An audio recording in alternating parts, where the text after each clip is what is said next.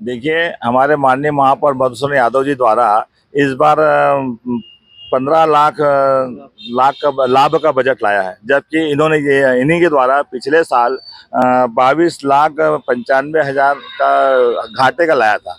एक साल में नगर निगम को कितना फायदा हो गया ये हमको समझ से परे है, लेकिन हमें नहीं लगता कि, जबकि नगर निगम की स्थिति ये है कि यहाँ के कर्मचारियों को 12-12 महीने से पेमेंट नहीं मिला है, किसी विभाग में 6-6 महीने से नहीं मिला है, और ये अब लाभ की बजट बता रहे हैं। ये कहीं ना कहीं कुछ गड़बड़ सड़बड़ है मामला। इस पर अध्ययन अच्छे से करना पड़ेगा, बजट इन्होंने किस प्रकार की तैयारी किया है। रहा सवाल, इनमें कुछ नई बात नहीं है। बूढ़ा सागर के लिए 35 लाख का फिर एक ला लिए हैं। पिछला बूढ़ा सागर का तो अभी कुछ अता पता ही नहीं हुआ है, उसका कार्रवाई नहीं हुआ है, वो उस क्लियर किए नहीं है, और फिर नया बूढ़ा सागर के लिए उन्होंने लाया है 14 करोड़ रुपया, तो सौंदर्यीकरण के। अब कैसी सौंदर्यीकरण हुई है आप देख सकते हो। पिछला का 16 करोड़ था, अब 14 करोड़ का लिए यहाँ इसमें लाया है। वृक्षारोपण की ला कर रहे हैं, वृक्षारोपण करेंगे। साल भर में इन्होंने वृक्षारोपण किया था, कहाँ इनका वृक्षारोपण दिख ही नहीं रहा है। हमारे समय में जो जी रोड के आजू बाजू जो झाड़ लगे हैं, वो माननीय हेमा देशमुख के समय का हमारा कार्यकाल का वृक्षारोपण का जो हरा भरा कुछ तो दिखता है, लेकिन इनका पीछे साल का जो वृक्षारोपण हुआ कहाँ गायब हुआ है कहीं पता नहीं है। प्रमुख रूप से मैं सड़कों की बात करूंगा।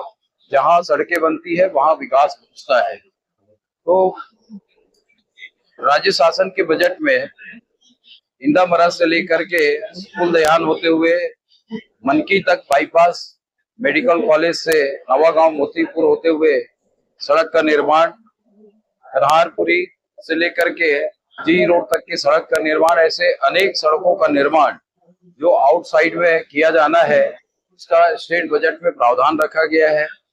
स्टेट बजट में ही हमारे वाटर सप्लाई के दृष्टिकोण से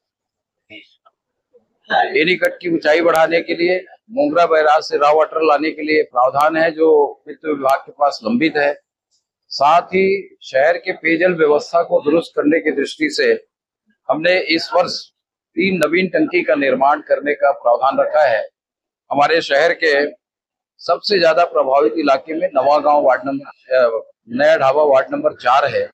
वहां पर टंकी, चिखली से गौरी नगर के बीच में टंकी का निर्माण, एक टंकी का निर्माण हम गोकुल नगर के आसपास करने के लिए प्रावधान रखे हैं। इसमें राइजिंग लाइन, डिस्ट्रीब्यूशन लाइन और एक ट्रीटमेंट प्लांट का भी प्रावधान रखा है, ताकि शहर के कुछ हिस्सों में पेयजल की जो दिक्कत है वो पूर्ण हो सके। शहर सौंदर्यीकरण की दृष्टिकोण से पुराने गार्डन और कुछ वार्डों के गार्डन को व्यवस्थित एवं सौंदर्यीकृत करने का प्रावधान रखा है। वाटर सप्लाई के काम के साथ साथ हमने पर्यावरण का विशेष ध्यान रखा है। वाटर रिचार्जिंग के लिए, वृक्षारोपण के लिए, इसके साथ अनेक विषय जो शहर की आवश्यकता है, चाहे वो सफाई की हो, चाहे अधोसंरचना की हो, शिक्षा की हो, इन सभी बिंदुओं को हमने इस बजट में टच किया है। और कुछ योजनाएं तात्कालिक भी है और कुछ योजनाएं दीर्घकालिक भी है। इन सभी योजनाओं पर आने वाले 1 वर्ष के अंदर हम काम करेंगे और इसके लिए संसाधनों की व्यवस्था भी करेंगे।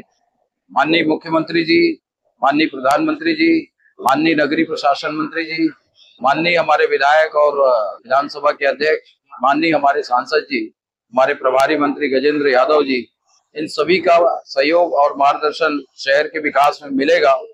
मैं सभी पार्षदों से भी इस विकास में सहयोग की उम्मीद करता हूं और शहर के विकास के दृष्टिकोण से हमारे राजनांदगांव शहर के सभी नागरिकों से मार्गदर्शन और सहयोग की अपेक्षा करता हूं, ताकि राजनांदगांव शहर एक विकसित शहर बन सके और इस दिशा में जो हमने कदम उठाया है उसे पूर्ण कर सके। आप सब लोग जानते हैं कि मस्ती की पाठशाला हमारे राजनांदगांव शहर के बच्चों को प्रातः काल उठाता था। शायद स्कूल के दिनों में माता पिता बच्चों को स्कूल जाने के लिए सुबह उठाते थे, लेकिन जिस दिन मस्ती की पाठशाला लगती थी उस दिन बच्चे माँ बाप को उठाते थे। तो इसे हमने पुनः प्रारंभ करने के लिए बजट में प्रावधान किया है।